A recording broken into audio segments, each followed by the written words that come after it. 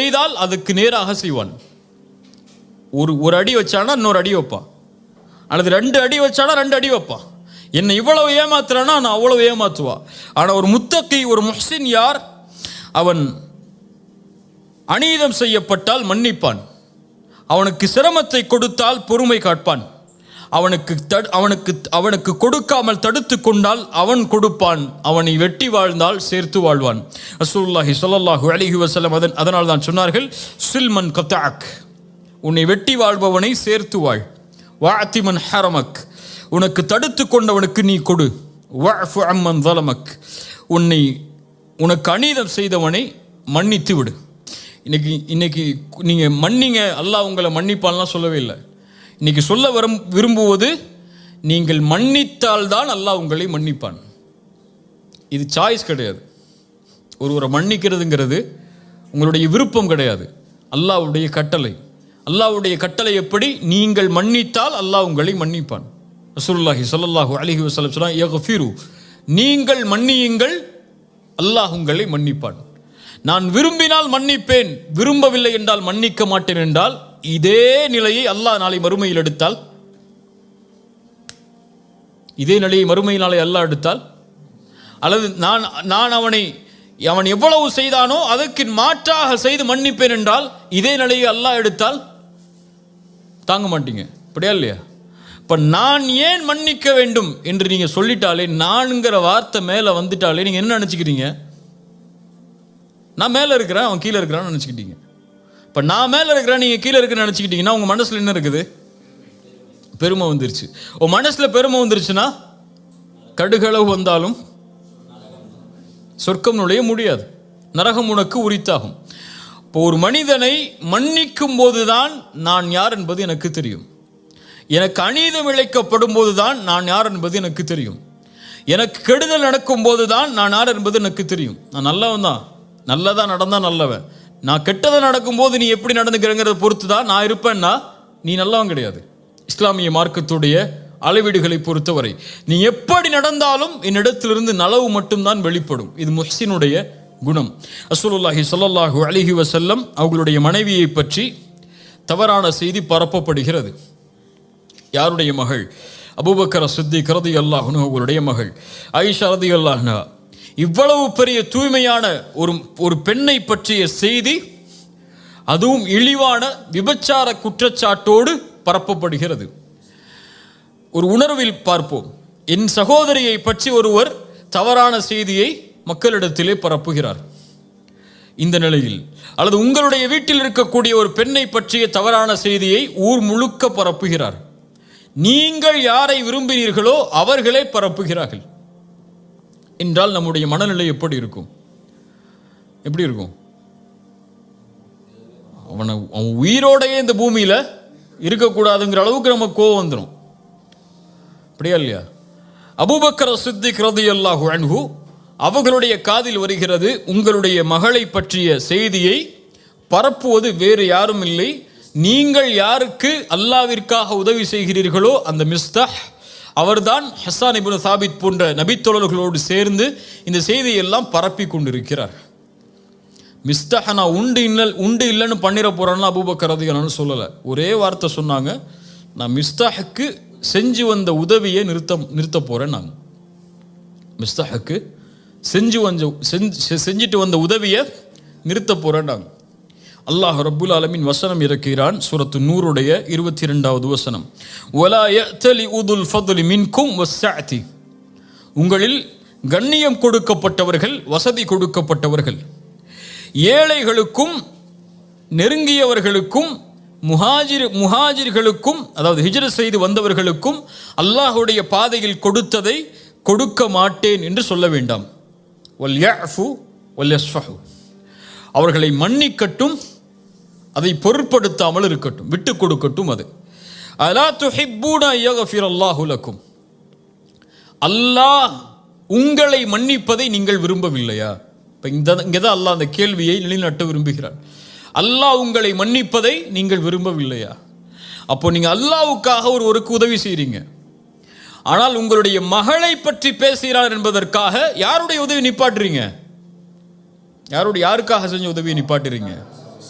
இப்போ உங்கள் சுயநலம் வந்துருச்சா இல்லையா? அங்கே இப்போ அல்லாவுக்காக செய்ததை நிறுத்துகிறீர்கள், மேலும் அவரை மன்னிக்கவில்லை. நீங்கள் அல்லாஹ் உங்களை மன்னிக்க வேண்டும் என்று விரும்புகிறீர்கள், ஆனால் அதே மன்னிப்பை சக மனிதர்கள் உங்களுக்கு செய்தால் நீங்கள் கொடுக்கவில்லை. அல்லாவின் மன்னிப்பை நீங்கள் விரும்புகிறீர்கள் என்றால் அபூபக்கரே நீங்கள் அவரை மன்னித்து தான் ஆக வேண்டும். இதை அல்லாஹ் சொல்ல வர்றான். நீங்கள் இதை விட்டு கொடுத்து தான் ஆக வேண்டும். மன்னியுங்கள் அபூபக்கரே, விட்டு கொடுங்கள். அபூபக்கர் ரலியல்லாஹு அன்ஹு உடனடியாக சொன்னார்கள், ஆம் யா அல்லாஹ், உன் மீது சத்தியமிட்டு சொல்கிறேன், உன் மன்னிப்பை நான் விரும்புகிறேன். இங்க நான் செய்யறது எதுக்காகத்தான்? என்னுடைய ஈகோ புதஞ்சு போச்சுங்கிறதுக்காக இல்லை, உனக்காகத்தான். அவரை நான் மன்னிக்கிறேன், அவர் மேல் நான் கோபத்தை வெளிப்படுத்தலை.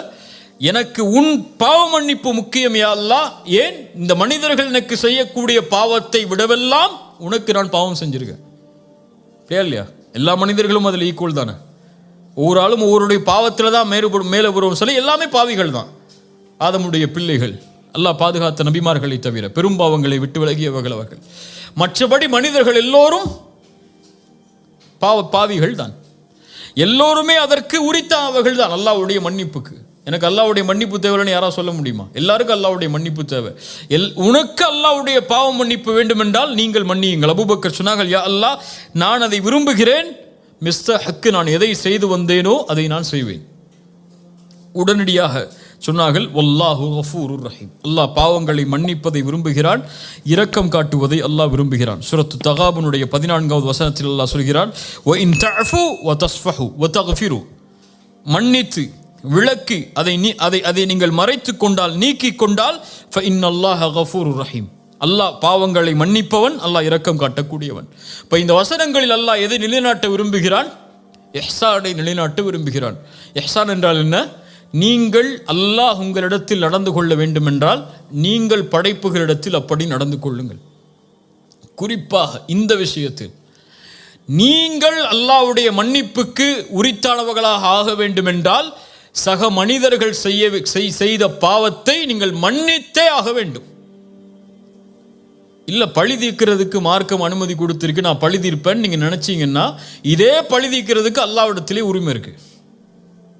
இதே பழி தீர்க்கிறதுக்கு அல்லாஹ்விடத்திலே உரிமை இருக்கு. இப்போ அந்த உரிமையை நீங்கள் எடுத்துக்கொண்டால் அதே உரிமையை நாளை மறுமையில் அல்லாஹ் எடுப்பான். நல்லா புரிஞ்சுக்கோங்க. பழி தீர்க்கிறதுக்கு உரிமை இருக்கு, சரி குர்ஆன் வசனத்தை பேசுங்க, கைக்கு கை காலுக்கு கால்னா பேசுங்க. இதே விஷயத்தை நாளை மறுமையிலும் அல்லாஹ் தேர்ந்தெடுப்பான். அல்லாஹ் உங்களை நாளை மறுமையில் அதை தேர்ந்தெடுக்க கூடாது என்றால் நீங்கள் தேர்ந்தெடுக்க வேண்டியது மன்னிப்பை. இன்னைக்கு சொந்த சகோதரன் தன்னோடு பிறந்து ஒரே வீட்டில் ஒரே படுக்கை அறையில் படுத்து ஒரே விதமான வளர்ப்பில் வளர்க்கப்பட்ட அத்துணை ஆண்டுகள் வளர்ந்த சகோதரர்கள் இன்று பேசுவதில்லை. ஏன் பேசுறதில்லை? அவங்க இவங்க மனைவியை பற்றி சொல்லியிருப்பாங்க, இவங்க அவங்க மனைவியை பற்றி சொல்லியிருப்பாங்க. அதனால என்ன ஆகும்? ரெண்டு பேரும் அவன் எப்படி பேசலாம், அவங்க எப்படி பேசலாம், இதுதான் பிரச்சனைங்க. ஒரு சாதாரண விஷயத்துக்கு நடக்கக்கூடிய பிரச்சனை. என்ன ஈகோ வந்துடும் அவருக்கு? ஏன் மனைவியை பற்றி அவர் எப்படி பேசலாம், அவர் மனைவியை பற்றி நான் எப்படி பேசலாம்? இது ஒரு எக்ஸாம்பிளுக்காக சொல்கிறேன். இன்னும் எவ்வளோ விஷயங்கள் இருக்குது. அல்லது காசுடைய விஷயமாக இருக்கலாம், அல்லது அப்பாவுடைய சொத்துல அவர் எப்படி கூட எடுத்துக்கிட்டார், நான் எப்படி கம்மியாக எடுத்துக்கிறேன், அல்லது ஏன் சொத்தை அவர் எடுத்துக்கிட்டாரு. இப்படி இந்த உலகத்துடைய பொருளாதார விஷயமாக இருக்கலாம். இந்த பொருளாதாரமும் இந்த வார்த்தைகளும் இந்த சண்டையும் எதை முடிவெடுக்கிறது? உன் சொர்க்கத்தை முடிவெடுக்கிறது, உன் நரகத்தை முடிவெடுக்கிறது. உன் மனைவிக்காக உன் குடும்பத்தை பகைத்தால், உன் காசுக்காக உன் சகோதரன் நீ பகைத்தால், உன் காசும் உன் மனைவியும் உனக்கு நரகம். இப்படியா இல்லையா? சொர்க்கமாக நீ மாற வேண்டும் என்றால் இந்த உலகத்தில் உனக்கு என்ன தீமை உனக்கு நடந்தால், உனக்கு கொடுக்கப்பட்டால், உன்னை பற்றி பேசப்பட்டிருந்தால், உன் மானம் அங்கே பாதிக்கப்பட்டிருந்தால், உன்னுடைய சொத்து சூறையாடப்பட்டிருந்தால், இது அனைத்தும் தரைமட்டமாக்கப்பட வேண்டும் மன்னிப்பு என்ற வார்த்தையால். அந்த வார்த்தையை நீ கொடுத்தால்தான், அந்த தன்மையில் நீ வாழ்ந்தால்தான் அல்லாஹ் இந்த தன்மையை எடுத்துக்கொள்வான். ரசூலுல்லாஹி ஸல்லல்லாஹு அலைஹி வஸல்லம் அவர்களுடைய காலத்தில் நடந்த நிகழ்வை பாருங்கள். அபூதர் அல் கிஃபாரி ரலியல்லாஹு அன்ஹு. அபூதர் அல் கிஃபாரி அரபி, அதுவும் குறைஷி குலத்தை நெருக்கமான அரபி. அரபு என்ற ஒரு அந்த இனப்பற்றிலேயே வளர்ந்தவர்கள். சரியா? ஒரு சபையில் ஆலோசனை நடக்கிறது. அபூதர் அல் கிஃபாரி ஒரு கருத்தை வைக்கிறார். பிலால் இப்னு ரபாஹ் யார்? அடிமையான ஒரு கருப்பு நிறத்து ஒரு அடிமையவர். பிலால் இப்னு ரபாஹ் எழுந்து சொன்னார்கள், அபூதரே, இந்த கருத்தில் நான் மாறுபடுகிறேன். இப்னு சௌதா, கருப்பியின் மகனே, உட்கார் என்றார்கள். அங்க ஒரு தன்மை மேலோங்கிருச்சு. அந்த இனவெறிங்கிற ஒரு தன்மை மேலே வந்துருச்சு. கருப்பியின் மகனே என்று சொன்னவுடன் பிலால் அவர்களுக்கு ஏன் அவங்க அதை விட்டு வெளியே வரணும்னு தான் இஸ்லாமுக்கே வந்திருக்காங்க. அந்த கருப்பினத்தை விட்டு வெளியே வந்து மதிக்கப்படணுங்கிறதுக்காக தான் இஸ்லாமியை தேடி வந்திருக்கிறாங்க. இப்போ அதுவே மறுக்கப்படும் போது பிலால் அவர்கள் மனம் துவண்டு விடுகிறார்கள். உடனடியாக பகை பார்த்துக்கலான்லாம் போகலை. இந்த பிரச்சனை தீர்க்கப்படணும். நல்ல தன்மையை கவனிங்க. அந்த பிரச்சனை தீர்க்கப்படணும். 2 பேருக்குள்ள பகைமை உருவாயிடுச்சு. அவங்களால முகம் கொடுத்து பேச முடியல. அதுக்கப்புறம் அந்த முகம் கொடுத்து பேசுறதுக்கு யாராவது வேணும். யார்கிட்ட போக முடியும்? ரசூலுல்லாஹ்ட்ட போகிறாங்க. ரசூலுல்லாஹ்ட்ட போன உடனே நிகழ்வை சொல்கிறாங்க. அபூதர் அல் கிஃபாரியை கூட்டுவாங்க. ரசூலுல்லாஹ் கூட்டு வந்து சட்டையை பிடிச்சாங்க. அபூதர், பிலால் அவர்களுடைய தாயை பற்றி நீ பேசினாயா? நீ ஜாஹிலியத் அறியாமை கால மக்கள் எதில் இருக்கிறார்களோ அதில் தான் இன்னும் இருக்கிறாய் என்றார்கள். ரசூலுல்லாஹ் சொன்ன உடனே அவங்களுக்கு பட்டுடுச்சு. தப்பு பண்ணிட்டோம். சரியா? தப்பு பண்ணிட்டோம், பெரிய தப்பு பண்ணிட்டோம். நம்மளை மேன்மையாக நினச்சிட்டோம், ஒருத்தரை கீழே நினச்சிட்டோம்.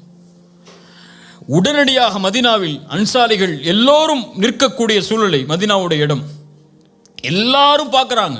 எல்லாரும் பார்க்கட்டும் என்று பிலால் அவர்களுக்கு முன்னால் படுத்து சொன்னாங்க, பிலாலே, என் மீது ஏறு.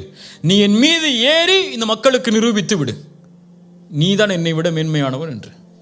அது நடக்கும் வரை இந்த இடத்திலிருந்து நான் எழுந்திருக்க மாட்டேன் என்று படுத்துக் கொள்கிறார்கள். உடனடியாக பிலால் அவர்கள் எடுத்து அவர்களை கைப்பிடித்து தூக்கி கட்டி அடைத்தார்கள். அவங்களுக்கும் பழி தீர்க்கணுங்கிற நோக்கம் இல்லை. அவங்க தவற உணர்ந்துட்டாங்க. 2 பேரும் சகோதரர்களாக மறுபடியும் வாழணுங்கிறதுக்காகத்தான் ரசூலுல்லாஹ்ட்டே அவங்க போனாங்க. இல்லை மறைச்சி அந்த பகையை வேற வகையில்